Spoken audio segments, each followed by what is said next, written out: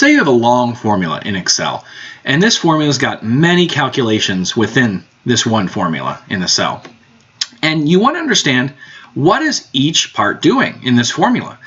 You may think there's an error in it, and you want to understand where the error is. And so this formula, you can see it's taking 10 plus 4, which is 14, times a number. And maybe you want to say, hey, what is this number it's being multiplied by? I'm not sure what it is, and maybe this is not what I want it to be doing. So what you can do in Excel is you get in the formula, and you actually highlight that section.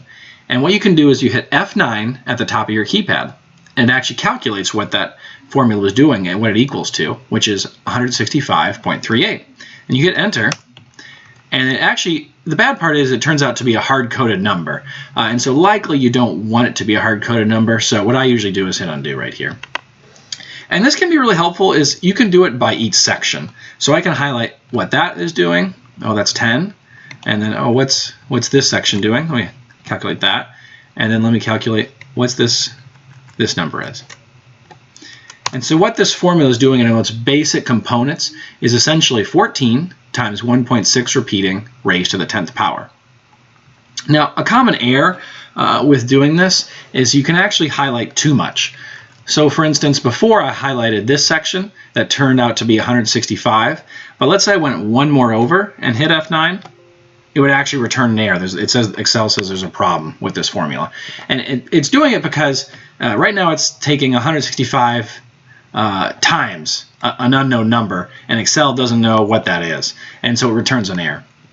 So this can be a very helpful tip, F9. If you have a very long formula with several if functions or sum ifs or VLOOKUPs, and you want to understand, hey, in this if function, what's it returning? Is it returning a number? Is it returning a null value? Is it returning a 0?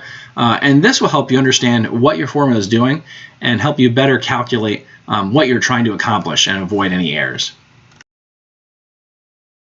Say you have a report and you want to copy over things in this report for another time period or another instance. So the simple and most well-known way is you can just copy and paste. So I can go and copy this and paste it. Now this is good and simple, but you may not have wanted to copy over everything. And when you use copy and paste, it copies over all the numbers, all the formats, all the formulas. If you had any comments in there, it just copies over everything.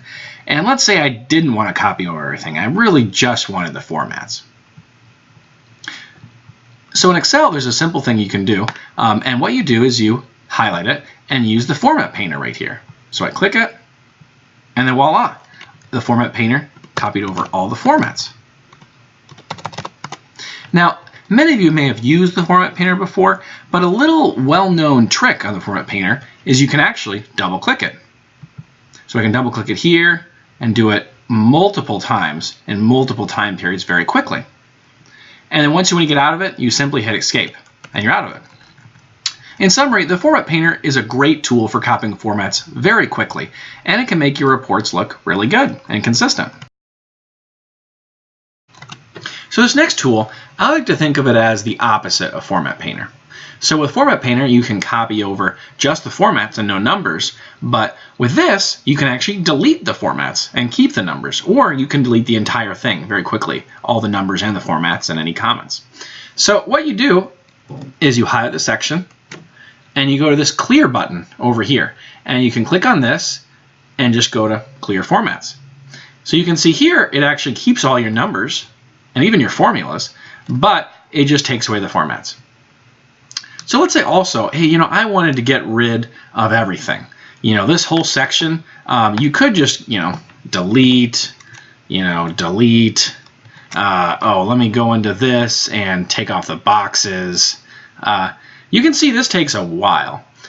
So instead of all doing this, one of the nice things is you can actually just highlight whatever you want and go over here and go to Clear All, and it clears everything.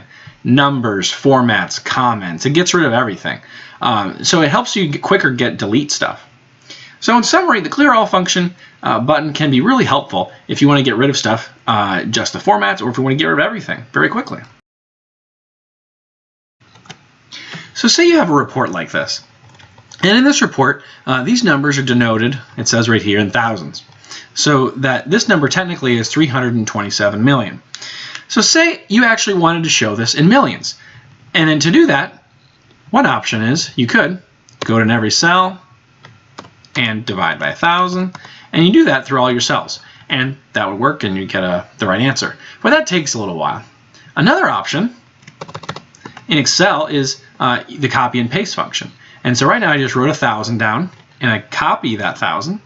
Then I highlight the data that I want to divide by 1,000. So notice right here is actually I'm only highlighting the hard-coded numbers, and I'm not highlighting the formulas. If I did highlight the formulas, then it would actually be dividing by 1,000 twice, and I don't want to do that. So after I highlight the data, I go to the copy paste special, and I'll show you right here is I'm going to click the divide option. But when I do that, it actually works. It actually gets you the divided by 1,000. So this is now 327 million. But you see as I lost my nice formatting, and I kind of want to keep that formatting. So what you can do is you right click, copy paste special.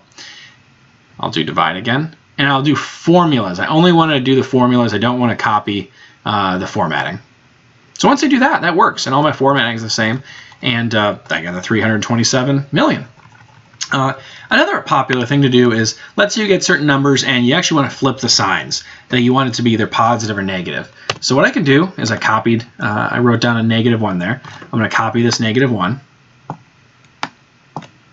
I'm going to right click and go to copy paste special. And I'm going to multiply or divide, technically you get the same answer, just the formulas, and I'm going to flip the signs to get -327. Yeah, and that's what it is right there. So this can be a nice tool if you want to change a lot of numbers and change your decimal places or flip the signs. That can really save you a lot of time. So let's say you have some line items in text and you want to break out these line items into different rows, but you want to keep it within the same cell. So you may be familiar with the wrap text button, and it does this. It wraps it into 2 different rows within the same cell. Now, but if you look at this, this is still one line item, one row. It's actually not 2 different rows, but I actually want it to be in 2 different rows. So I'm going to hit undo, and you may try to go into this and, let me kind of click below it. Let me hit enter or tab, and you can do that, and Excel just won't let you. So what you can do is, let me click where I want to divide and separate the line items. You can do Alt Enter. So if you hit Alt Enter, it's actually on 2 different rows, but it's actually within the same cell, and it's kind of nice. So it's cash and cash equivalents. Let's go down to short-term investments. I want investments on its own line. So hit Alt Enter, and it's on 2 different rows, but in the same cell. So this can be very nice if you're especially trying to separate kind of bullet points within a cell, and you have a lot of stuff you want to cover. It can be very useful. Now, this is used for text, but it can also be used in formulas as well. The same principle applies. So I don't know if you've ever had it, but occasionally I'll open a file and look at formulas, and I have to open this formula box, and to see the entire formula, I gotta make it really big, and it goes all the way down here. And I just always cringe when I see that, because it's really hard to read, and you really got to take your time and understand the formula. So one way to do that and break up a long one string formula is you can use the Alt Enter. So let's say I want to keep this on its own line, but I want to break this out. So I can keep that, and I want to break this out on its own. And I want to put this calculation on its own too. Instead of clicking this again, this formula is much easier to see. You can see, it's actually doing 4 different numbers, and it's really easy. It's in a column fashion. So in summary, the Alt Enter can be really helpful for breaking up text, and especially trying to fitting in a lot of bullet points in one cell. And it can be really helpful for a formula, to break up a very long formula into just rows to make it easy to understand.